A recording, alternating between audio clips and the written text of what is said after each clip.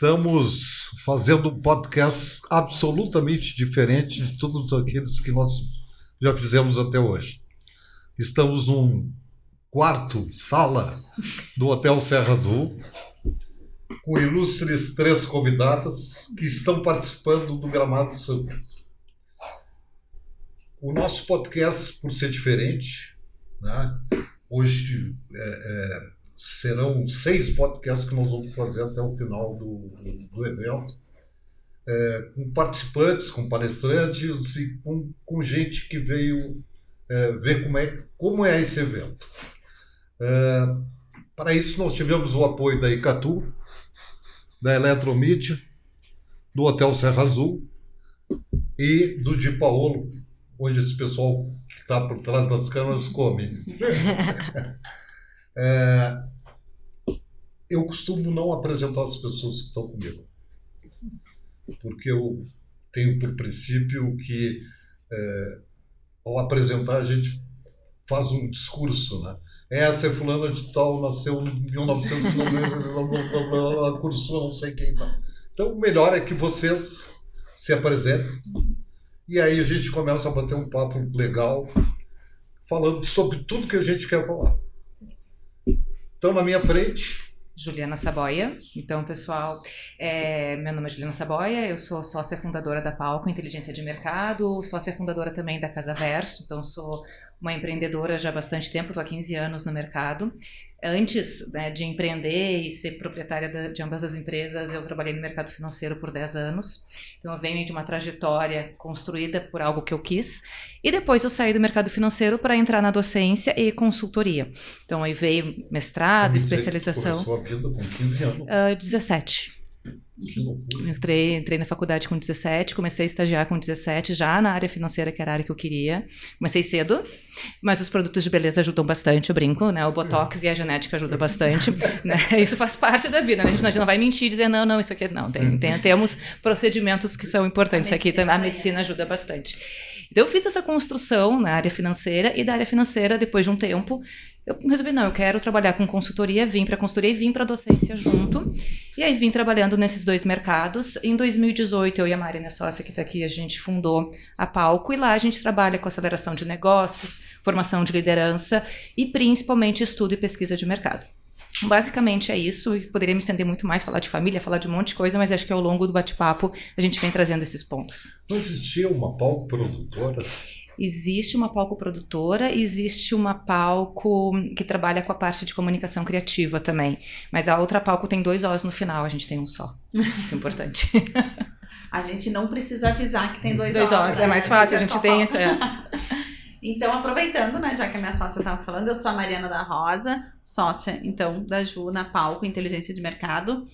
Sou formada em administração, tenho mestrado na área do marketing, o doutorado, parei um filho que foi o doutorado, né? Isso aí é um capítulo à parte, assim, na vida, por causa da carreira docente, que eu sempre levei paralelo ao empreendedorismo. Agora a gente está mais focada na Palco, né? Desde o ano passado, nós duas diminuímos a vida docente e colocamos mais esforços na Palco, devido à alta demanda, graças a Deus. E eu venho de trabalhos anteriores em instituições de ensino, então eu trabalhei na área de marketing de algumas instituições de ensino superior, então sempre fui um pouco dessa área de serviços, né? Então a minha atuação... Ensino superior fosse marketing onde? Na Unicinos. Na Unicinos por algum tempo. E ali eu aprendi bastante, área de planejamento sempre, né? Nunca fui na parte criativa, né? Não é meu chão, mas a parte estratégica e de planejamento. Em São Leopoldo? Em São Leopoldo, isso, né? Eu sou de Cruz Alta, sou nascida em Cruz Alta, mas eu morei praticamente a minha vida toda em São Leopoldo. E agora faz 12 anos eu moro em Porto Alegre. Legal. Então, tô achando esse encontro maravilhoso, que eu tô vendo que a gente tem muitas coisas em comum, né, com a Palco. Eu nasci em Ijuí, do ladinho do ladinho de Cruz Alta, somos da mesma região. Que eu vou contar para vocês. Eu convidei a Dani aos 48 minutos, né? E a Dani estava no local do evento, no Serra Pânica. E aí ia se deslocar para cá. De repente, ela encontra vocês duas. E agora vem a coincidência de Juí Olha, isso é...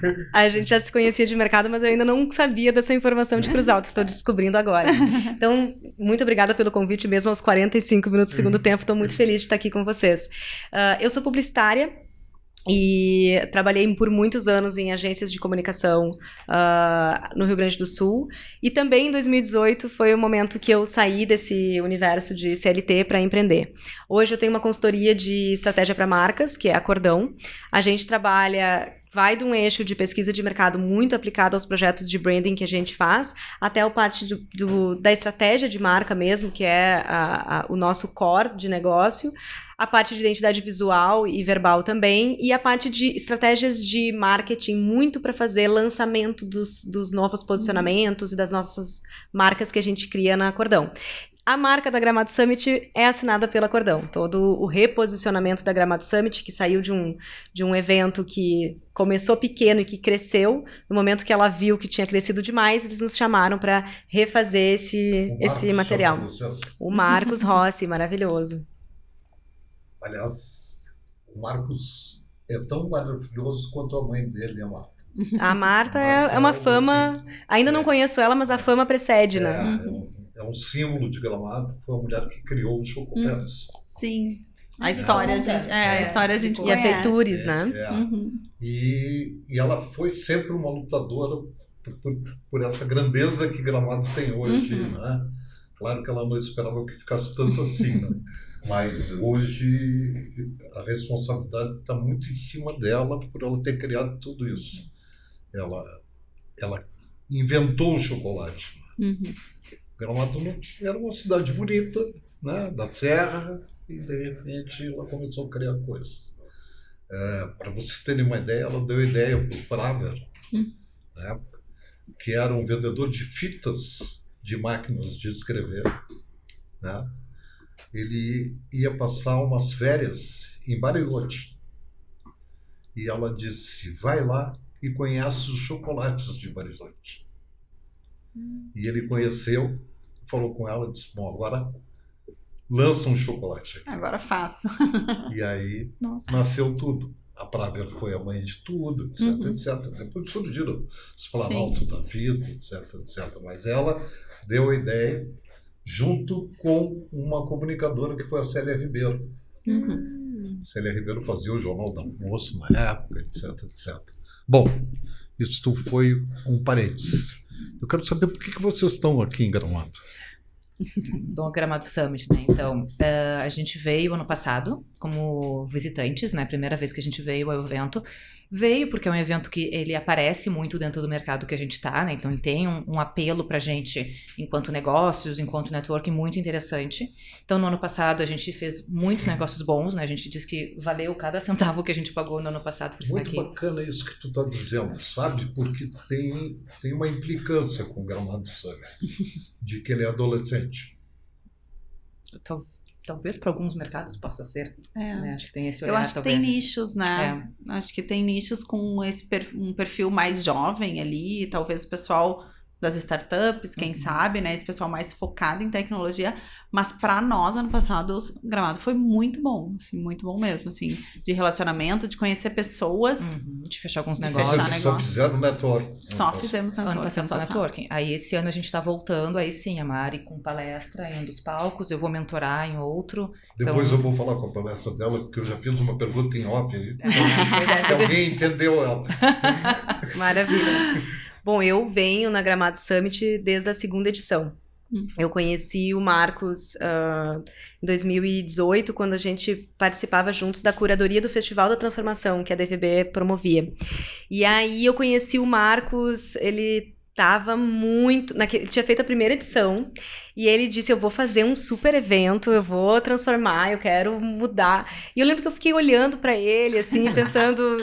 Ele me passou uma vibe de um menino tão sonhador, e ele tão jovem quando eu conheci ele lá. E aí ele disse, venham conhecer a Gramado Summit, né? Ele nos convidou para participar da edição de 2018. Então todos os curadores vieram para cá, a gente conheceu. E aí foi ali que começou. Então eu acompanho a Gramado Summit. Eu acho que essa ideia de adolescência, eu acho que não é uma coisa ruim, porque é um evento que realmente tá num amadurecimento, né? E já saiu da infância, né? Eu acho que essa coisa de ser um evento que cresceu e cada ano, né? Esse ano foi 15 mil pessoas, então o primeiro ano que eu participei, eu acho que era, sei lá, 1.000, 2.000, né? E a gente já tá em 15 mil, então eu venho acompanhando, venho desde 2018, todos os anos pra cá. Eu falei só o ano da pandemia, mas eu vejo muito que a Gramado Summit, ela tem um encontro de várias coisas diferentes, tanto é que a gente posicionou essa marca trazendo essa ideia do encontro, né? Porque ela tem a coisa das startups ali, então tem muito disso, tem conteúdo qualificado, né? Tem muitos palcos onde a gente consegue absorver conteúdo, e ele é um evento muito horizontal, assim, onde todos os palestrantes, eles estão circulando ali naquele evento, e as pessoas conseguem fazer um networking muito bom, que às vezes tu vai em alguns eventos que não tem esse espaço onde tu consegue. Os palestrantes entram pelos fundos, palestram ali, já saem, fica aquela coisa meio pedestal. E aqui não, aqui é tudo muito horizontalizado, as pessoas conseguem todas circular. Tu tem acesso a pessoas que em outros tipos de eventos você não consegue ter. Então isso sempre também, para nós, foi um gerador de negócios muito interessante e uma vitrine, né? Porque eu palestro desde 2019. No segundo ano eu já iniciei como palestrante. Tu vai palestrar? Vou palestrar amanhã. Vou falar sobre como comunicar a sua marca na era da inteligência artificial. Amanhã tu pergunta pra ela a mesma pergunta. Agora eu vou perguntar qual foi o título da tua palestra. A minha palestra foi como reduzir o CAC através de pesquisa, né? Como reduzir o custo de aquisição de cliente através de pesquisa. Diz em 1 minuto. Em 1 minuto? Ai, meu Deus! Eu demorei 22 lá no palco e agora tu quer que eu fale em 1 minuto? A nossa experiência dentro da palco... Eu quero que tu diga em 1 minuto qual foi a expectativa, porque a tua sócia descreveu como ela ficou como ouvinte e ficou atenta aos burburinhos do público que estava te assistindo. Ela disse que ficou impressionada com a atenção do público. Então, tu quer que eu diga a minha percepção agora, do público? Eu concordo com o posicionamento dela e eu acho que algumas pessoas que nunca tinham ouvido falar em CAC ficaram ali também para entender o que é o CAC, né? O que é o custo de aquisição de cliente, que é muito do que a gente traz, que às vezes a pessoa pensa que é só a propaganda, mas não, existem várias outras coisas que deveriam ser calculadas junto no CAC. Eu diria que é a fase mais importante hoje no mercado.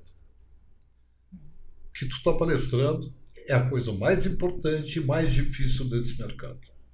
O dia que entenderem isso, que sabe, que o ponto final é o que tu precisa, é o que não está se entendendo. Isso. Então, várias vezes me perguntam, principalmente os shopping, essas caixinhas de fósforo que estão se incendiando aos poucos e daqui a pouco vão ter que procurar outro nicho de mercado.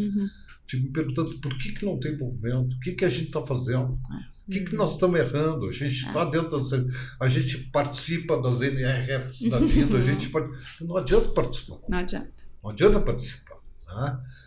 A Simone Gasperini disse uma coisa muito bacana ontem. Ela foi a Austin. Eu estava com ela lá. Tu estava com ela? Né? Eu fui para Austin então, também. Tu vai comprovar que a gente tem que trabalhar com times pequenos e focados naquilo que a gente pretende fazer. Não adianta tu ter uma equipe de 90, 100 pessoas e 40 entenderem o que tu está dizendo, 10 ficarem no mundo da lua e os outros 40 não, né? Topando, mas eu preciso topar, porque se eu não topar eu vou ser desempregado, etc, etc. Então, este momento é exatamente o ponto da tua palestra. Exatamente o ponto. Eu não quis te falar antes nós iniciamos o podcast, porque eu te diria o seguinte: eu luto muito por isso. Ai, que bom. Sabe? Eu luto muito por isso, para que as pessoas possam entender o final. Né? E ouvir o final, né? Porque eu acho que esse é um grande dilema que as empresas têm ido para a questão numérica e quantitativa e números e dados e se tu não sentar e conversar com o teu cliente, tu não vai entender ele. Então, a gente tem um viés muito qualitativo, vamos chamar assim, né? Quer entrevistar, quer conversar, escutar a pessoa, sabe? E eu acho que é aí que tá a riqueza, em conhecer esse teu ponto final. Sabe que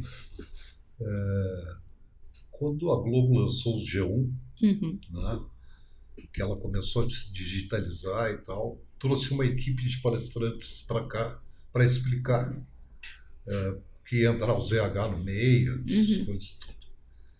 E terminada a palestra, que foi, por sinal, legal, era o boom do momento, não tinha como se escapar disso, se levantou o Lebs, o menino, né, que na época era marketing da empresa, e disse assim, olha, antes de chegar aqui no evento, eu estava na minha loja de Barra do Ribeiro, que aí ele disse quem vai para Pelotas, quem vai para a fronteira. A hora de entrar no pátio da loja, eu vi uma carroça estacionada, 2 funcionários meus carregando uma geladeira para cima da carroça e o comprador da carroça ajudando junto. E eu friei, fiquei escondido na espreita, como se diz, e vi a coisa toda, e terminando o vendedor indo junto com o comprador e tal, etc. Aí ele perguntou assim, como é que eu atinjo esse público? Como é que eu falo com esse público da maneira como vocês querem falar? Né? E realmente é difícil, muito difícil. Muito difícil. Né? Ele disse, eu não tenho nada contra, eu quero fazer isso, sou a favor disso, mas como é que eu chego nesse carroceiro aqui? Como é que depois eu cobro esse carroceiro? Né? Eu acho que ele descobriu já. Né? Assim como nós tivemos o exemplo da Quero Quero, você se lembra? Sim. Quero Quero cobrava os clientes dela, ela se vangloriava de tudo. Vocês veem o seguinte, ó, na época ela tinha 5 milhões de clientes. Quando a Renner, me lembro, atingiu 5 milhões, fez um extraordinário, a Quero Quero já tinha uma lojinha lá em como é que é? Eu sei que é no fim do Rio Grande, que era a matriz deles. E eles cobravam as pessoas por boleto, Carnena, canezinho, o cara ia lá na casa do cara, olha aqui, toma 20 hoje, 30 amanhã. E aí eles resolveram passar tudo para... Aí sim, desculpa, para boleto e para cartão. Quase quebrado. Maravilha. Quase quebrado. Porque não é. Porque entender o teu cliente, ele não vai só em que tipo de produto tu oferece. Vai em qual vai ser a forma de pagamento, vai ser em tudo, né? Todo o teu processo de venda passa por entender essa jornada, né? Por isso que eu valorizo o que vocês estão fazendo e acho isso espetacular, porque por mais que o empresário tenha, por mais que ele tenha sucesso, por mais que ele tenha feito estudo sabe, como diz, de vício, porque passou de pai para filho, nada supera o que vocês estão fazendo. É muito importante a pesquisa, não tem como a gente ser criativo sem a gente estar com esse pulso, assim, esse pulso cultural que eu chamo, né, da gente conseguir entender o que são os códigos culturais do teu cliente para te poder reproduzir isso na tua comunicação, tu entender o que ressoa, o que emociona, né, e fazendo um pouco de link com a palestra que eu vou trazer, eu acho que essa é um pouco do olhar que a gente precisa ter, né, quando a gente fala de inteligência artificial hoje, o que é o antídoto, assim, para a comoditização, né? Porque tem coisas que são... Aliás, a Simone disse que tem uma palavra proibida hoje, transformação. A geração da transformação, da transição, um negócio que não dá para aguentar mais. Mas é uma loucura, porque quando a gente vê as previsões, tem um dado que eu acho quase inacreditável, que 96% do conteúdo vai ser gerado por inteligência artificial em 2026, é daqui 2 anos. Então, é um dado muito massacrante quando tu vai pensar o tipo de transformação, né? Tu estavas comentando sobre a mudança do boleto para, né, pro carnê, que foram mudanças que foram um pouco mais lentas na nossa vida. Essa mudança vai ser muito rápida, né? Tá sendo muito rápida. E o que a gente vai ver? 96% de conteúdo sendo gerado, como que eles vão ser diferentes um do outro, né? Se eles estão sendo imputados mais ou menos pelo mesmo tipo de informação. Então, esse olhar criativo, desse pulso cultural da gente entender quem é o meu consumidor e criativamente eu conseguir criar soluções para me conectar com esse público, é o que vai fazer com que a gente consiga usar nossa inteligência artificial para as tarefas mais burocráticas, mas que a gente ainda tenha alguma conexão humana com as pessoas. É fundamental pesquisa de mercado, é fundamental pesquisa qualitativa. Sou muito, muito entusiasta disso. A gente também trabalha muito com esse tipo de técnica, porque não tem como tu ser criativo longe das pessoas. Pessoas são alimento para criatividade. Se a gente está longe das pessoas, a gente está longe da criatividade. E tudo é sobre pessoas, né? A gente estava conversando nos stands, porque quando a gente está falando de CAC, muitas vezes a gente, né, ou pesquisa, muitas vezes a gente está olhando para a parte externa da empresa, estou olhando para o meu cliente, mas também tem um olhar interno, a gente também tem as pessoas de dentro, e essas pessoas, elas são tão importantes quanto o cliente, obviamente, porque elas nos trazem o propósito que eu estava comentando um pouco, né? O que adianta ter 100 colaboradores se essas pessoas não entendem o que a gente está fazendo? Porque isso vai gerar um impacto direto no meu consumidor.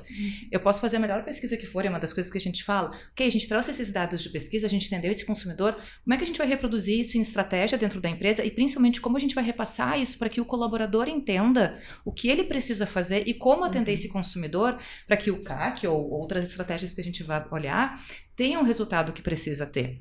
Porque se eu não tenho um propósito... Isso é muito difícil. Depende, aí a gente está falando sobre gestão de pessoas também. E aí depende um pouco do quanto há um entendimento da alta liderança sobre isso. Da alta gestão da empresa, sobre a necessidade de fazer isso escalonado. Essa semana, acho que ontem, a gente estava com um cliente de tamanho grande, e eles têm 3 mil? Não, acho que aliás, um pouco depois menos. tu abre um parênteses. Enfim, isso existe um grande e um existe um pequeno. grande cliente, enfim. Não, só pensa nisso. Existe um grande e um pequeno. Continua no teu rosto. A partir disso, continue. E ele estava trazendo isso, que o kick-off deles de expansão de mercado, quando eles decidiam abrir uma nova unidade, não era qualificado. E que durante o trabalho que a gente está fazendo, eles se deram conta disso, que o kick-off era só passar a informação para o time. E o time não engajava. E aí, no final, aquilo se tornava um trabalho chato para o time e não queriam executar. Então, tem uma importância da gente dar esse olhar também para dentro, porque depois isso vai impactar lá na estratégia do negócio, vai impactar lá na percepção do consumidor tem também. Tem uma empresa que foi pioneira no Rio Grande do Sul de estudar o endomarketing, né, que é a Rap. Né? A Rap, né? Sim, da Nelise. Eu fiz entrevista para a Rap. É espetacular no mercado. Sim. Eu fiz entrevista para ser estagiária da Nelise lá, não passei, mas lá no início, quando eu estava bem começando, depois eu continuei acompanhando o trabalho, é fantástico o trabalho que eles fazem. Realmente. Agora, eu acho que nos últimos anos eu tenho percebido um movimento muito mais forte, assim, de entender que o interno faz parte da marca, né? E eu acho que o que vocês falaram desse movimento de propósito, ele foi muito, muito importante para que as empresas olhassem também para o seu colaborador como um público que, se você não estiver fazendo exatamente o que você está falando para fora, vai contar, né? Então, essa coisa de que antes as coisas não vazavam das empresas, hoje os colaboradores estão fazendo live de demissão. Não sei se vocês já viram essa moda, né? Sim. Que as pessoas estão sendo demitidos em live, né? Então, você tá conseguindo ver externamente até como uma empresa se porta num momento como esse, né? Então, tá transparente demais. O tempo inteiro, né? A reputação é dentro e fora, o tempo inteiro. E aí, veio esse entendimento de que a marca, né? Quando a gente tá gerando uma imagem de marca, a gente precisa gerenciar entender vários stakeholders e gerenciar a imagem entre todos eles, né? E aí veio o tal do employer branding, que cada vez mais a gente é chamado para projetos como esse, para repensar como que a marca conversa e como que o colaborador muitas vezes vira o embaixador, né? Como é que eu transformo o meu colaborador no embaixador da minha marca para que ele, né, meus, sei lá, tantos mil colaboradores que eu tenho se tornam micro influenciadores desse universo, né? E tem uma relação com o exemplo que tinha trazido antes da Labs, né?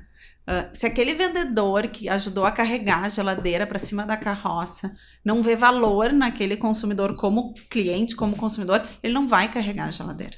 Ele vai dizer pro cara se virar com a geladeira. Virei, meu. Se cair, caiu. Isso, Se cair, entende? Então, quando a gente fala de conhecer esse cliente e trazer essa importância do cliente para dentro, também é nisso. É que aquele vendedor veja valor. A gente tem inúmeras histórias de o cliente chega com uma roupa meio estranha, o vendedor não quer atender. E tal. Isso é super antigo, mas é verdadeiro. Não, ainda tem. Ainda existe. Ainda tem na Expo Inter, isso é os erros de o cara chegar de chinelo de dedo, E querer comprar uma Toyota, e o vendedor olha ele com um olhar de... O maquinário de 1 milhão, né? Mais caro que a Toyota. O cara abre 2 sacos, vomita todo dia no vendedor. Eu vim comprar Toyota.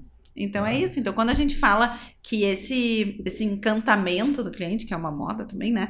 Tem que ir até a ponta, até o vendedor, é por causa disso, porque aquele vendedor tem que entender qual é o valor do cliente, né? E a dificuldade de formar cultura, né? Porque se a empresa não tem... Eu vi esses dias uma matéria e depois não sabe por que erra. Né? Não sabe por que as coisas não acontecem. Ninguém aprende nada em 24 horas. Né? Não só não aprende, como se ela não entende a necessidade de mudança comportamental não vai acontecer. Porque não é de cima para baixo, não é top-down que a pessoa promove uma mudança de agora eu vou gostar de atender o cliente, por exemplo. Não, ele tem que ter um motivo, ele tem que entender. Eu gosto muito, eu trabalhei um período no Sicredi, para mim é um case de sucesso enquanto marca e enquanto branding interno muito forte. Falo que até hoje, já 15 anos que eu saí do Sicredi. Infelizmente, não é mais ou menos outra coisa. Sério? Eu ainda tenho um amor enorme, assim. Eu sou também fã do Sicredi, também tenho a minha conta só no Sicredi, mas eu quero te dizer que não é a mesma coisa. Não é mais a mesma coisa. Se apaulistou.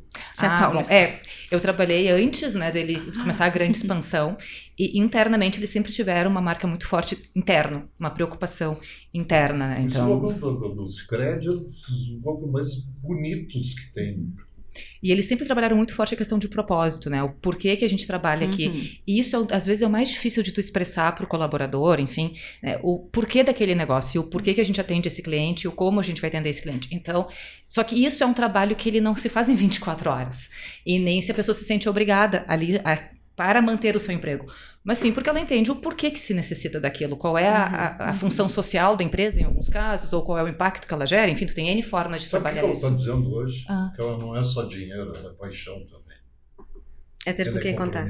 O Sicredi é meu cliente. Hoje a gente atende eles em diversas iniciativas e eu percebo a cultura que eles conseguem criar, né, de cooperativismo, apesar de estar num processo de expansão, que eu acho que sim, vem dores, né, de perder um pouco, especialmente para nós gaúchos, né, que a gente ainda via o Sicredi como uma marca muito gaúcha, sendo que quando a gente tá dentro do Sicredi, a gente escuta todos os sotaques, né, porque o Sicredi é muito forte no Mato Grosso. Dele, que eu acho que o paulista tem 3 bolas para ganhar tudo que ele ganha.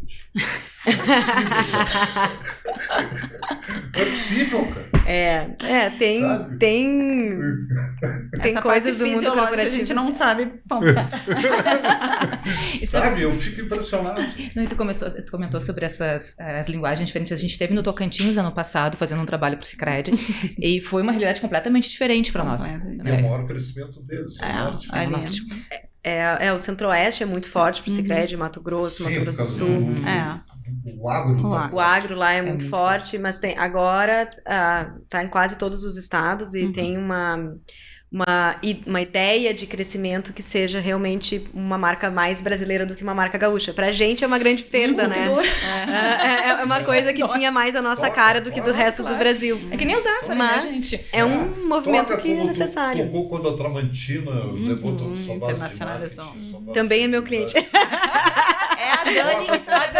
A culpa da Dani, gente. Tá fazendo muito bem teu trabalho. Será que ela é a grande culpada? Eu acho que a Dani tá levando pra São Paulo, hein? Não sou, porque quando eu cheguei já tava indo, gente.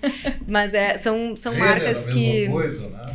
Mas a Renner tá, em termos de comunicação, ainda é atendida por aqui, né? Não, a autorização ela é Globo. Ah, entendi. A autorização de mídia. Mas a autorização de mídia já mudou tanto, né, gente?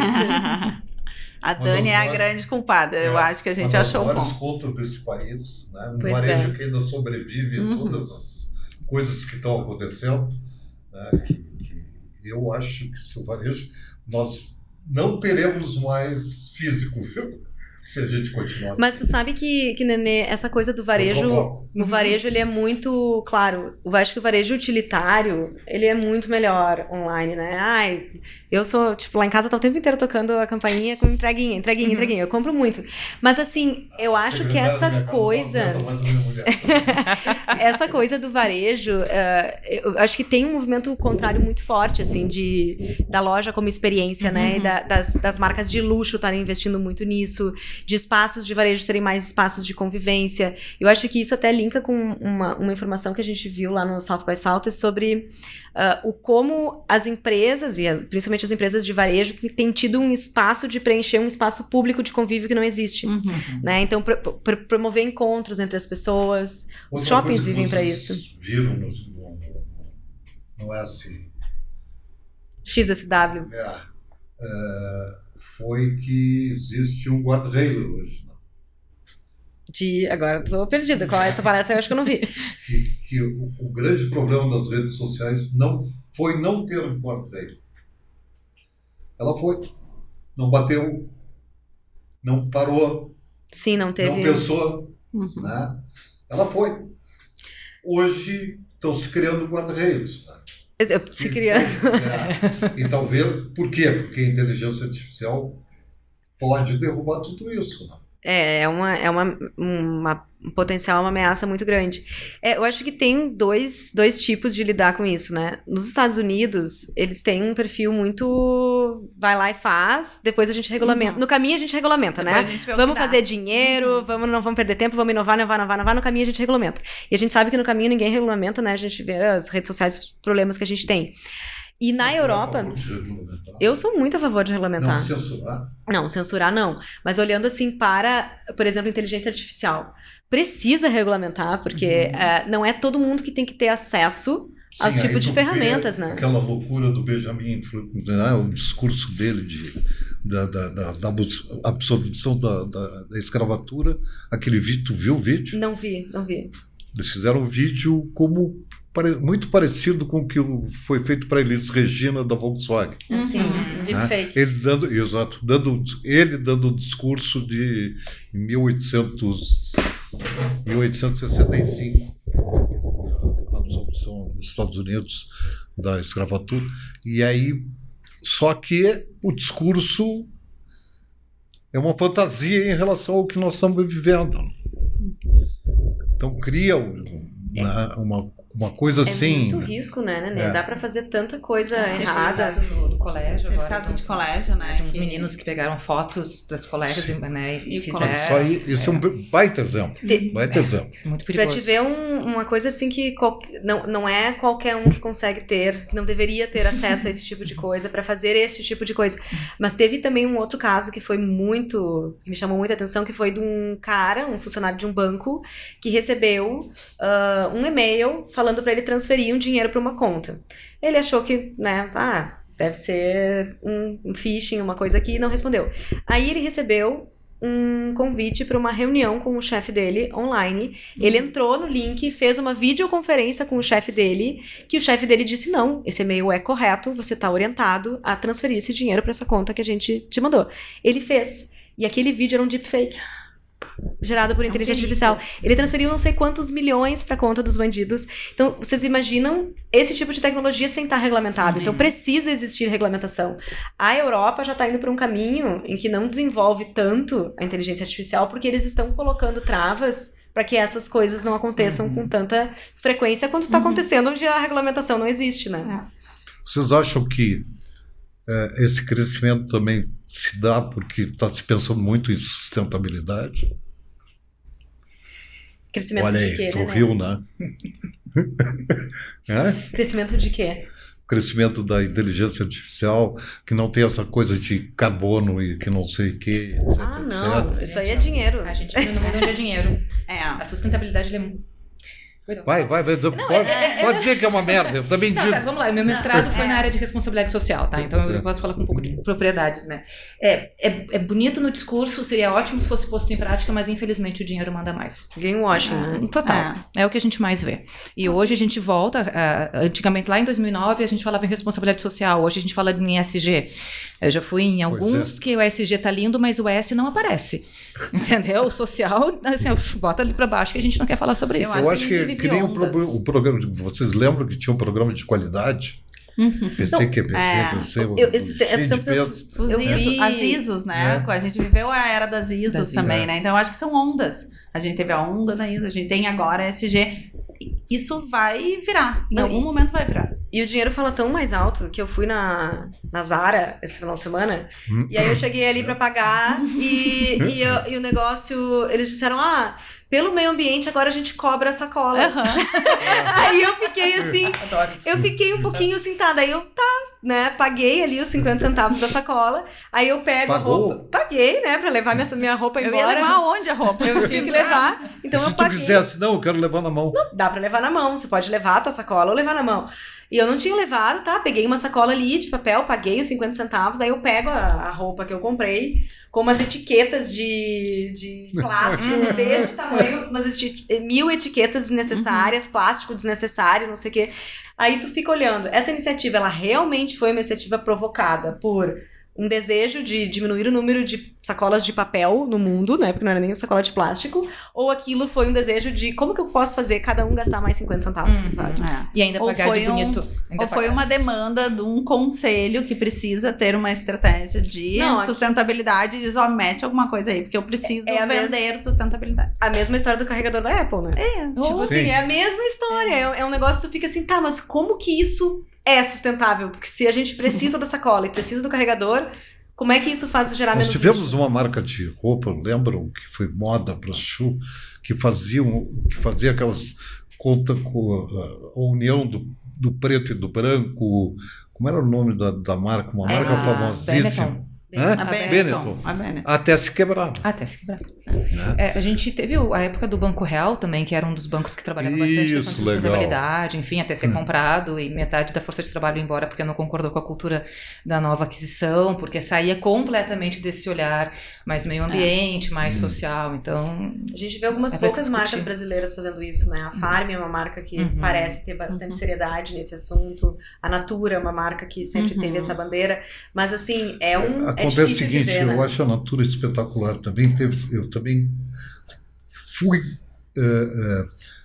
admirador da Natura enquanto ela não foi política. Quando ela mostrou conotação política, eu digo, não é isso. Tu está fazendo isso para apoiar a esquerda, a direita, no caso não era a esquerda. Né? Eu acho que não tem que fazer essa mistura. Assim como eu acho que os times de futebol não podem fazer a mistura política também, né? Esse é um cuidado que a gente vive. A sociedade brasileira, mas aqui a gaúcha é mais forte ainda, né? Tem muito uma separação muito forte. Né? A polarização é muito forte. Sim, se eu brigar contigo, diz assim, não granaliza, né? Isso, exatamente. E a gente, assim, nós, enquanto palco, a gente sempre indica para os nossos clientes muito cuidado com o posicionamento. Da mesma forma que tu ganha de um lado, tu perde do outro. E esses posicionamentos, eles podem virar contra no futuro. Então, se não tem necessidade, avalia, né? Aí a gente volta, avalia o teu cliente, avalia o teu colaborador e o impacto que isso vai gerar antes de tomar essas decisões. Porque às vezes é porque nas redes sociais eu vi um influencer, a gente escuta às vezes isso, né, da gestão. Não, porque eu vi alguém falando que eu tinha que fazer. Não, calma. Vamos, né? Falando nisso, vocês dão mais credibilidade aos influencers ou aos creators? Ou creators?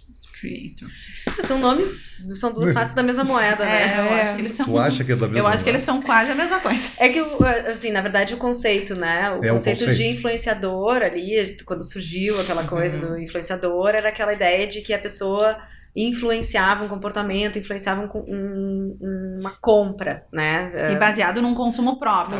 Eu habitualmente uso isso e agora eu influencio os outros. Isso, esse é o conceito inicial, né? O creator tornou-se alguém que produz conteúdo digital, não necessariamente ele está voltado a influenciar uma compra, né? Então, e aí muitas vezes ele é um criador da sua própria marca, né? Ele é conteúdo, ele cria coisas pra ele e não fica tentando influenciar as pessoas a vender coisas das Sabe marcas. que, Dani, Mas é conceitos que hoje estão muito ligados, né? Pois é, mas tem algumas coisas que, no meu ver, assim, estão voltando para trás. O influenciador foi uma moda, todo mundo queria, né?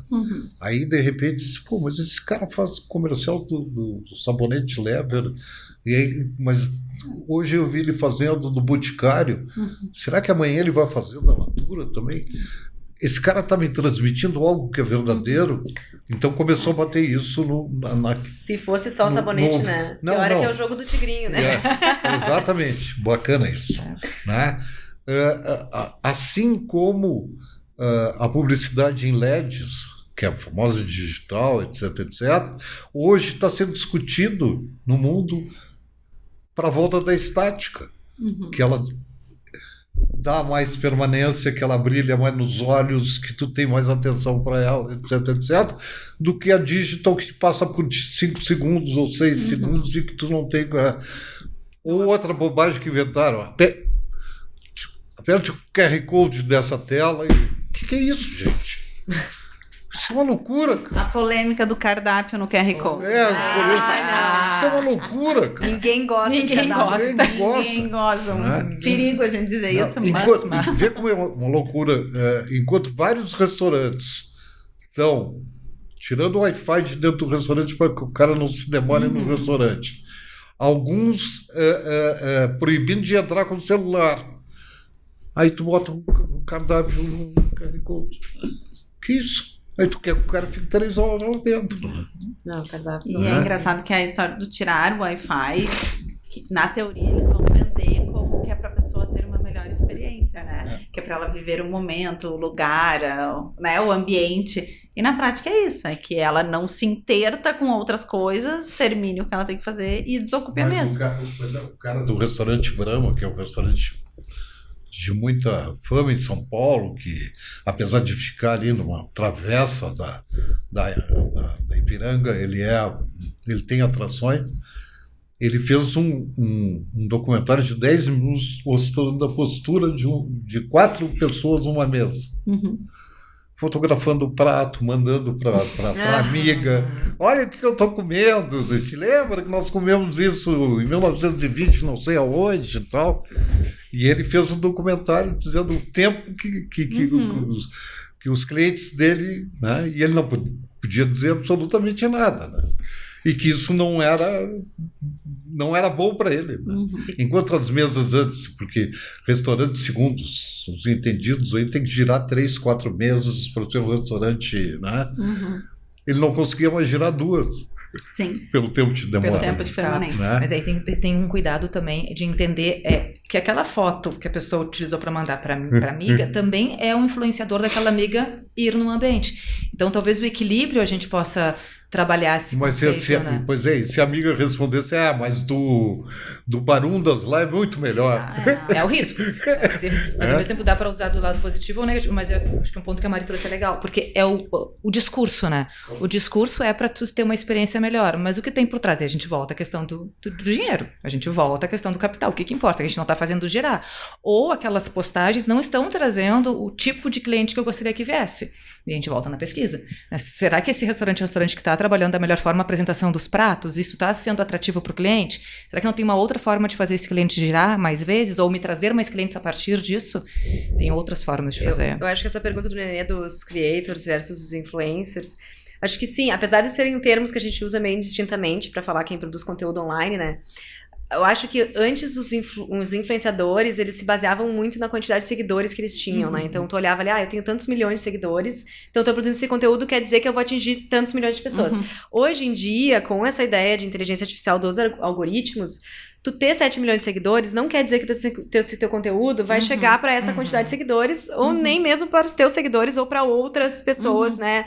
Então, o conteúdo, ele acaba ficando mais importante do que o canal de mídia, né, dos influenciadores. Então, existe uma tendência, né, não sei se tão verdade hoje, de que esse tipo de conteúdo que é tão falso, assim, tanto de venda do jogo do tigrinho, de olhem meninas, esse creme maravilhoso e o creme não é maravilhoso, né? De ter esse conteúdo mais vazio, mais que ele vá se esvaziando, porque chega um momento que aquilo ali satura e aí o conteúdo mais criativo, mais interessante, mais genuíno começa a ganhar mais força, né? Como eu falava no início ali, a forma da gente driblar essa maré de 96% de conteúdo artificial é a gente ter coisas um pouco mais autênticas, né? Mais verdadeiras, né? Eu acho que a pessoa tem uma questão de identificação, né?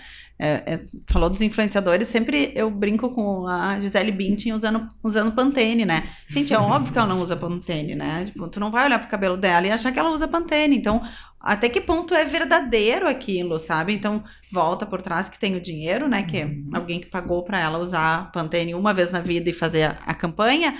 Mas tem uma questão do público também ser um pouco mais criterioso. Assinou Sky. Exato, né? O público ser um pouco mais criterioso, sabe? Eu acho que isso também é um pouco do nosso papel, poxa, mas olhar com mais critério as comunicações, até para entender onde está a inteligência artificial. A gente tem alguns contatos que usam muito IA para escrever texto. E, cara, se tu pega o hábito de ler... Tu percebe. Ou a escrita da IA, tu sabe que vem da IA. Né? Então, assim, eu acho que cabe também a gente ir educando e pra gente criar essa sensibilidade de o que vem da inteligência artificial e o que é verdadeiro, sabe? No meu blog, eu fui revelar que eu estava me baseando no chat para fazer minhas opiniões. Começaram a não me ler mais, na minha opinião. Mas olha, eu ia dizer que todo mundo usa. É verdade? É verdade. Eu ia dizer que todo mundo usa IA, mas eu não vou generalizar tanto. Facilitou minha vida uma barbaridade. Por que eu não vou usar a tecnologia em meu favor? Sabe? Eu pergunto. Eu quero falar sobre esse assunto.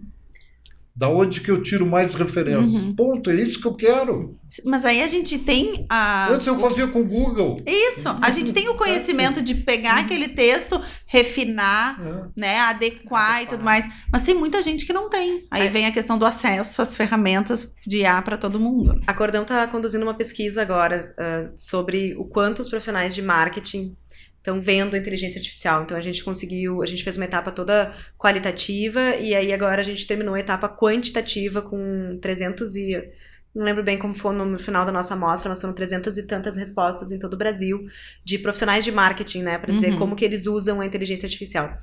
Eu recebi o banco ontem, né? Tô com dados assim bem fresquinhos. Eu vou dar um dado em primeira mão que não foi revelado em lugar nenhum. Que é que 40% dos respondentes da nossa pesquisa já usam diariamente a inteligência artificial. Então, é uma informação, sendo que há um ano e pouco atrás a gente nem sabia o que era. Agora, e esses 40% usam para fins profissionais, né? Então, é para trabalho. Então, é um dado bem que já de cara me chamou a atenção. Muito. Uma pesquisa que ainda a gente está fazendo várias interpretações, né? Analisando esse banco, mas que me surpreendeu um pouco o apetite do mercado brasileiro para isso. E caminha para aquele outro teu dado que tu trouxe antes, de que daqui 2 anos... 96%. Então, no Brasil vai ser 99%. Exato. Tu já tem um spoilerzinho do que sim, vamos virar o 99%. Eu acho que um país como o nosso, em que tem diversidade aos montes, né? Cá para nós, ele é pobre. Né? Nós fazemos parte de uma minoria. Sim. Como vencer tudo isso? Porque a Dani disse uma coisa no início, o americano caga e anda para tudo, ele toca, ele vai.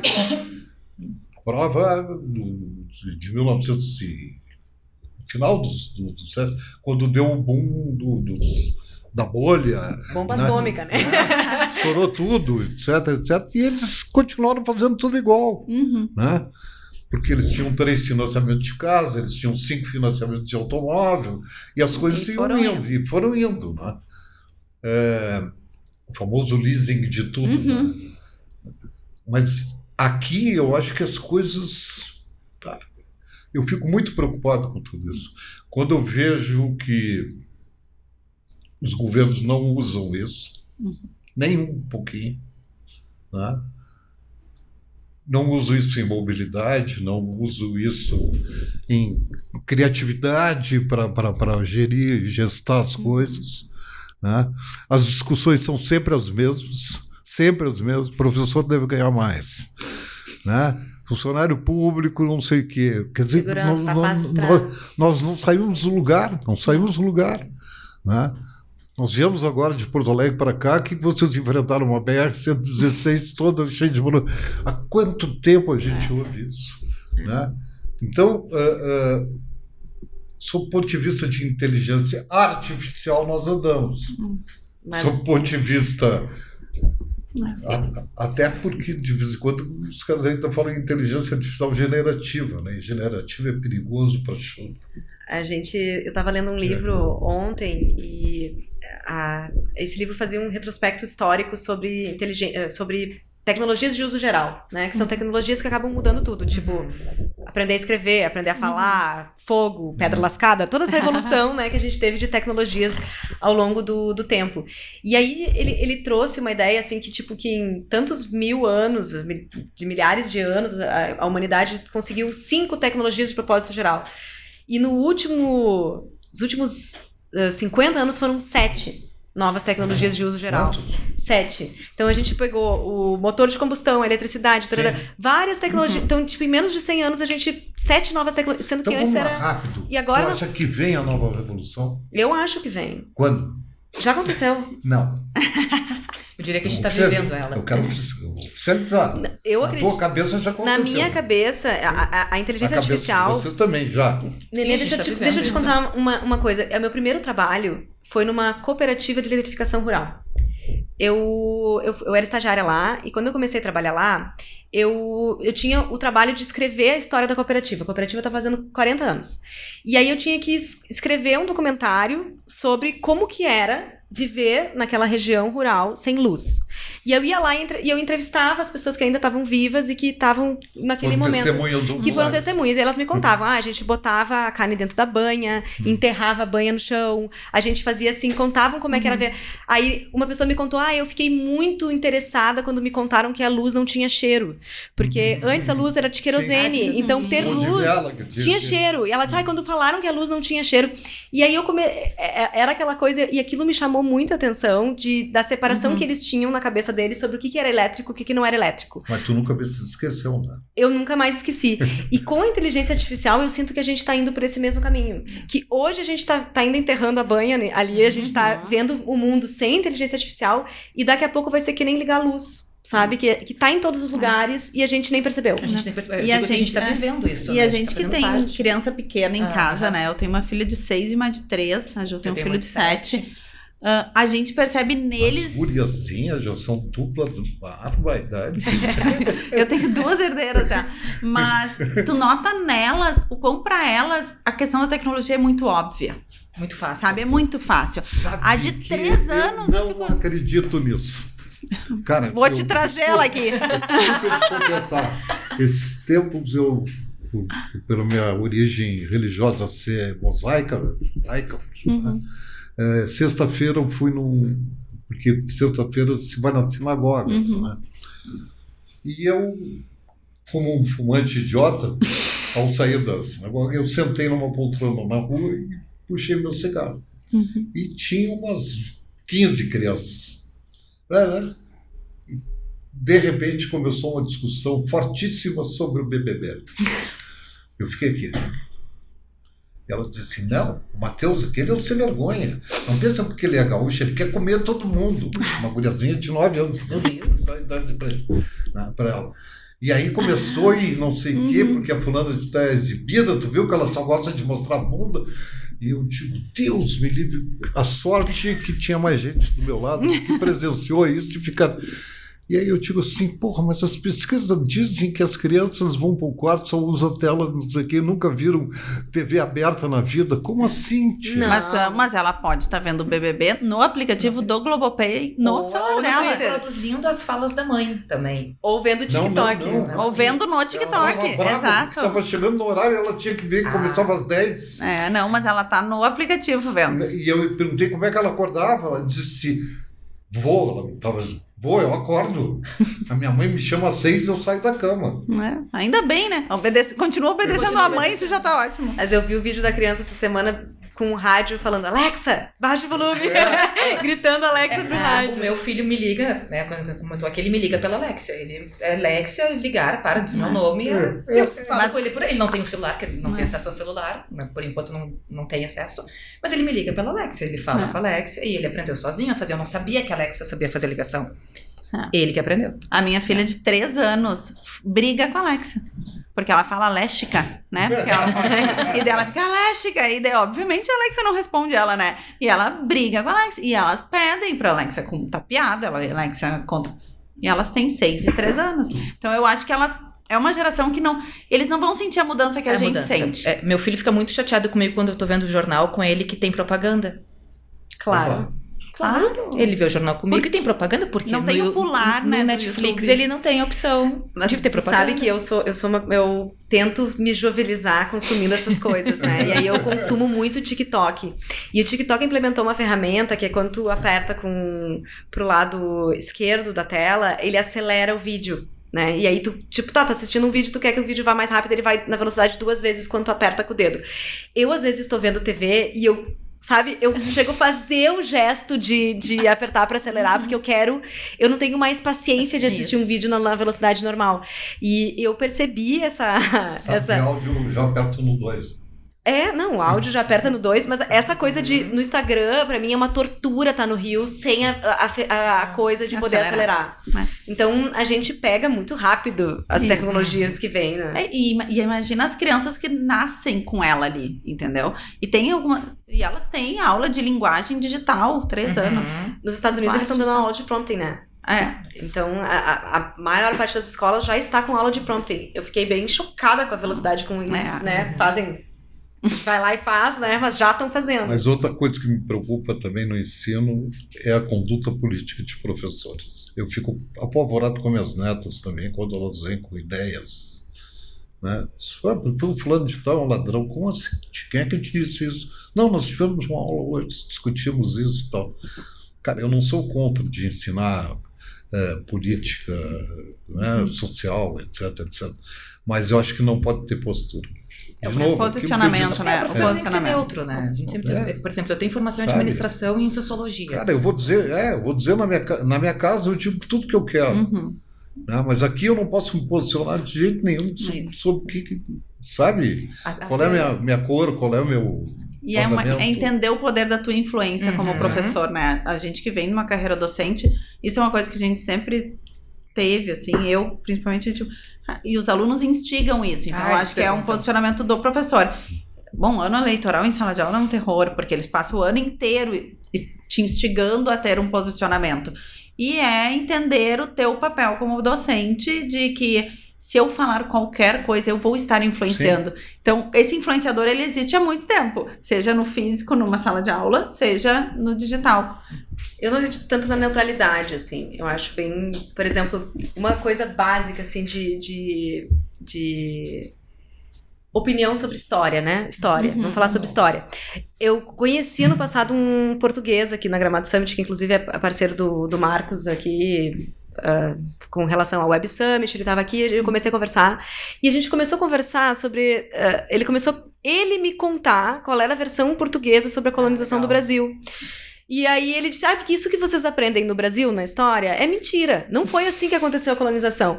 E aí eu ficava olhando pra ele, e aí eu vi que existia 2 versões de história, né? Então, assim... Tem a versão... mas que aqui é história, né? Tem a versão... Se tu usar com E... Eu não acredito tanto na neutralidade. O que eu acredito é que existem formas de contar as coisas em que você se coloque num papel de... não sabedor de tudo, né? Então, eu assim... posso deixar os caras em quiz. Né? Fica todo mundo perguntando e pronto, fica lá. Sim. Né? A resposta é que está com cada um. Tem a lente de quem conta, né? Então, que é o papel que eu assumo como contador daquela história. Gurias. A gente fala. Estamos no nosso horário. A gente fala, a gente avisou. A gente avisou que a gente ia falar. Que falar não ia ser um problema. Nós estamos terminando o primeiro episódio. O que me resta dizer é que eu agradeço vocês, Me desculpe por tirarem esse tempo, e principalmente eu acho que era o tempo de almoço que vocês iam ter. Né?